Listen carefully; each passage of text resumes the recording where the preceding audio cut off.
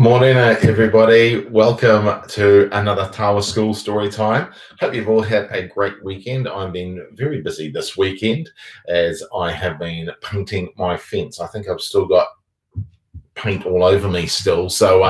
But nice to get those kind of jobs done. I hope that you've been able to enjoy the nice weather and maybe get out for some walks and what have you. It's been absolutely stunning. Feels like summer still.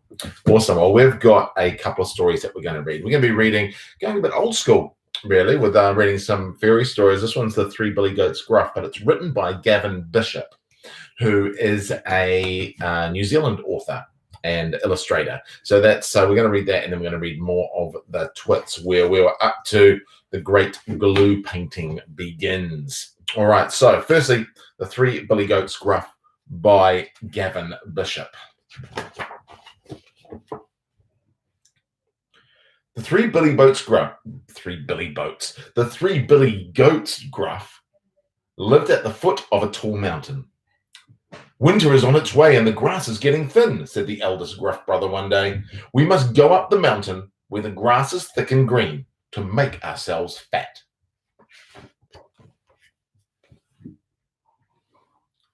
"I'll go first," said the smallest brother, "because I'm the slowest."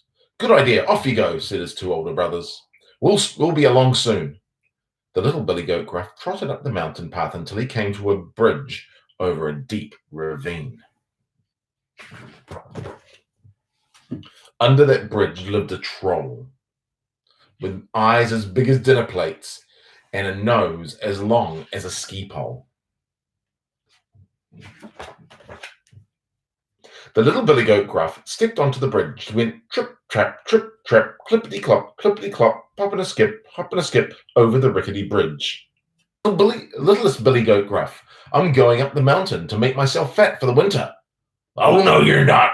I'm coming to gobble you up," said the troll. "Oh, please don't. I'm too small. I won't even make a snack for you," said the little Billy Goat Gruff. "My brother will come along soon. He is much bigger than I am." "Well, all right," said the troll. "Scram." Sometime later, the middle Billy Goat Gruff said, "It's time I left for the mountainside. I'm not as fast as you." "All right," said the big Billy Goat Gruff. "I'll be along soon."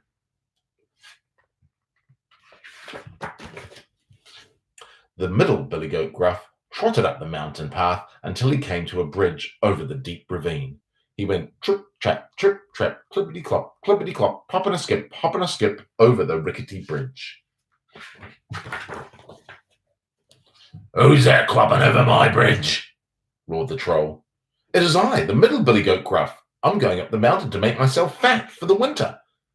"Oh, no, you're not. I'm going to gobble you up," said the troll. "Oh, please don't. I would hardly make a mouthful for you," said the middle Billy Goat Gruff. "My brother will be along soon. He's much bigger than I am." "Well, all right," said the troll. "Scram." Later that day, the biggest Billy Goat Gruff set off for the mountains. He trotted up the mountain path until he came to the bridge over the deep ravine. He went trip, tromp, clippity clomp, hop and a stomp over the rickety bridge. "Who's that stomping over my bridge?" roared the troll. "It is I, the great big Billy Goat Gruff. I'm going up the mountain to join my brothers. We're going to get fat for the winter." "Oh, no, you're not," said the troll, "because I'm going to come and gobble you up." Well, come along. I've got 2 spears to poke your eyeballs out. Your ears, I've got as well as 2 curling stones, and I'll crush you to bits, body and bones. The troll, he butted him with his horns, tossed him up into the air, and kicked him over the side of the bridge down into the deep ravine. Then off he trotted up the mountain to join his brothers, and there the 3 Billy Goats Gruff ate the sweet, sweet grass until they got so fat they were hardly able to walk home again. And so, snip, snap, snout, this tale's told out. Awesome. All right, we are going to continue on with the Twits. And you remember last time that the Twits had gone out to buy some guns? And so Mugglewump had an idea. And now they're going to head into the house for the great glue painting. Let's read on. "This is the living room," announced Mugglewump. "The grand and glorious living room where those two fearful frumptuous freaks eat bird pie every week for supper." "Please don't mention bird pie again," said the roly-poly bird. "It gives me the shudders."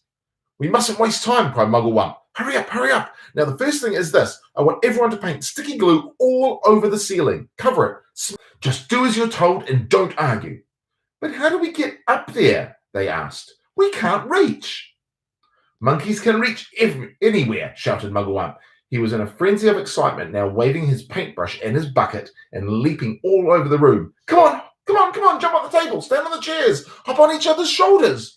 Roly-Poly can do it flying. Don't stand there gaping, we have to hurry. Don't you understand that? Those terrible Twits will be back any moment, and this time they'll have guns. Come on, get on with it, for heaven's sake, get on with it." And so the great glue painting of the ceiling began.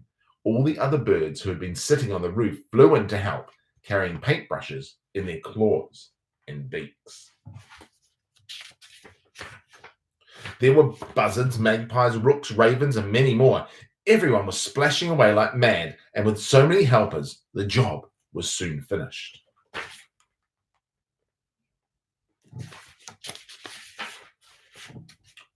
The carpet goes on the ceiling. "Now what?" they all said, looking at Mugglewump. "Aha!" cried Mugglewump. "Now for the fun! Now for the greatest upside-down trick of all time!" "Onto the ceiling?" cried one of the small monkeys. "But that's impossible, Dad." "I'll stick you to the ceiling if you don't shut up," snapped Mugglewump. "He's Dotty," they cried. "Rubbish, and give me a hand," said Mugglewump, catching hold of one corner of the carpet. "Pull, you nitwits, pull!" The carpet was enormous. It covered the entire floor from wall to wall. It had a red and gold pattern on it. It is not easy to pull an enormous carpet off the floor when the room is full of tables and chairs. "Pull!" yelled Mugglewump. "Pull! Pull!" He was like a demon hopping around the room and telling everyone what to do. But you couldn't blame him. After months and months of standing on his head with his family, he couldn't wait for a time when the terrible Twits would be doing the same thing. At last, that's what he hoped. With the monkeys and the birds all pulling and pulling, puffing, the carpet was dragged off the floor and finally hoisted onto the ceiling. And there it stuck. All at once, the whole ceiling of the living room was carpeted in red and gold. The furniture goes up. "Now turn the table, the big table," shouted Mugglewump. "Turn the table upside down and put a dollop of sticky glue on the bottom of each leg. Then we shall stick it up on the ceiling as well." Hoisting the huge table upside down onto the ceiling was not an easy job, but they managed it in the end. "Will it stay there?" they cried. "Is the glue strong enough to hold it?" "It's the strongest glue in the world," Mugglewump replied. "It's the special bird-killing glue for smearing on trees." "Please," said the roly-poly bird, "I've asked you before not to mention that subject. How would you like it if it was monkey pie they made up every Wednesday and all your friends had been boiled up and I went on talking about it?" "I do beg your pardon," said Mugglewump. "I'm so excited I hardly know what I'm saying. Now the chairs, do the same with the chairs. All the chairs must be stuck upside down to the ceiling and in their places. Oh, do hurry up, everybody. Any moments now, those two filthy freaks are going to come rushing in with their guns."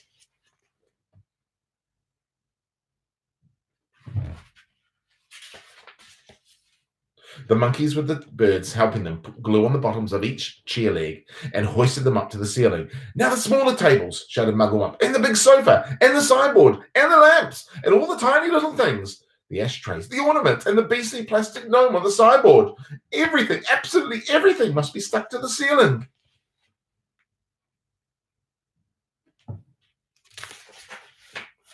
It was terribly hard work. It was especially difficult to stick everything onto the ceiling in exactly its right place, but they got it done in the end. "What now?" asked the roly-poly bird. He was out of breath and so tired he could hardly flap his wings. "Now the pictures," cried Mugglewump. "Turn all the pictures upside down, and will one of you please fly out onto the road and watch to see if those frumpious freaks are coming back?" "I'll go," said the roly-poly bird. "I'll sit on the telephone wires and keep guard. It'll give me rest." The ravens swoop over. They'd only just finished the job when the roly-poly bird came swooping in, screaming, "They're coming back! They're coming back!" Quickly, the birds flew onto the roof of the house. The monkeys rushed. "Oh, I'm glad to see those monkeys are still upside down," said Mr. Twit. "That's too stupid to do anything else," said Mrs. Twit. "Hey, look at all those cheeky birds up on there on the roof. Let's go inside and load our lovely new guns, and then it'll be bang, bang, bang, bang, and bird pie for supper." Just as Mr. and Mrs. Twit were about to enter the house, two black ravens swooped low over their heads. Each bird carried a paintbrush on its claw, and each paintbrush was smeared with sticky glue. As the ravens whizzed over, they brushed a streak of sticky glue on the tops of Mr. and Mrs. Twit's heads. They did it with the lightest touch, but even so, the Twits felt it. "What was that?" cried Mrs. Twit. "Some beastly bird has dropped his dirty droppings on my head." "Well, mine too," shouted Mr. Twit. "I felt it, I felt it." "Don't touch it," cried Mrs. Twit. "You'll get it all over your hands. Come inside and wash it off at the sink." "Oh, the filthy, dirty brutes," yelled Mr. Twit. "I bet he did it on purpose. Just wait till I loaded up my guns." Mrs. Twit got the key from under the doormat, where Mugglewump had carefully replaced it, and into the house they went. Shall we finish it? Yeah, let's finish the book today. The Twits are turned upside down. "What's this?" gasped Mr. Twit as they entered the living room. The lamps, the little side tables, the cabinet with bottles of beer on it, the ornaments, the electric fire, the carpets, everything was stuck upside down to the ceiling. The pictures were upside down on the walls, and the floor they were standing on was absolutely bare. What's more, it had been painted white to look like the ceiling. "Look!" screamed Mrs. Twit. "That's the floor! The floor's up there! This is the ceiling! We're standing on the ceiling!" "We're upside down!" gasped Mr. Twit. "We must be upside down! We're standing on the ceiling looking up at the floor!" "Oh, help!" screamed Mrs. Twit. "Help, help, help! I'm beginning to feel giddy." So am I, cried Mrs. Twit. "I don't like this one little bit." We're upside down! All the blood's going to the head!" screamed Mrs. Twit. "If we don't do something quickly, I shall die! I know I will!" "I've got it," cried Mr. Twit. "I know what we'll do. We'll stand on our heads. Then, anyway, we'll be right way up." As they stood on their heads, and of course, the moment the tops of their heads touched the floor, the sticky glue that the ravens had brushed on a few moments before did the job. They were stuck there, pinned down, cemented, glued, fixed to the floorboards. Through a crack in the door, the monkeys watched. They jumped right out of their cage the moment the Twits had gone inside. And the roly-poly bird watched, and all the other birds flew in and out to catch a glimpse of this extraordinary sight. The monkeys escape. That evening, Mugglewump and his family went up to the big wood on top of the hill, and in the tallest tree of all, they built a marvelous treehouse. The tallest tree of all the birds, especially the big ones, the crows and the rooks and the magpies, made their nests around the treehouse so that nobody could see it from the ground. "You can't stay up here forever, you know," the roly-poly bird said. "Why not?" asked Mugglewump. "It's a lovely place." "Just you wait till the winter comes," the roly-poly bird said. "Monkeys don't like cold weather, do they?" "They most certainly don't," cried Mugglewump. "Are the winters so cold over here?" "It's all snow and ice," said the roly-poly bird. "Sometimes it's so cold a bird will wake up in the morning and find its feet frozen to the bough of a tree that he's been roosting on." "Then what shall we do?" cried Mugglewump. "My family will all be deep freezed." "No, they won't," said the roly-poly bird, "because when the first leaves start falling from the tree in the autumn, you can all fly home to Africa with me." "Don't be ridiculous," Mugglewump said. "Monkeys can't fly." "You can sit on my back," said the roly-poly bird. "I shall take you one at a time. You will travel by the roly-poly superjet, and it won't cost you a penny." The Twits get the shrinks. And down there in the horrid house, Mr. and Mrs. Twit are still stuck upside down to the floor of the living room. "It's your fault," yelled Mr. Twit, thrashing his legs in the air. You're the one, you ugly old cow, who went hopping about shouting, we're upside down, we're upside down. And you're the one who said stand on our heads, and we'd be right way up, you old whiskery old warthog," screamed Mrs. Twit. "Now we'll never get free. We're stuck here forever."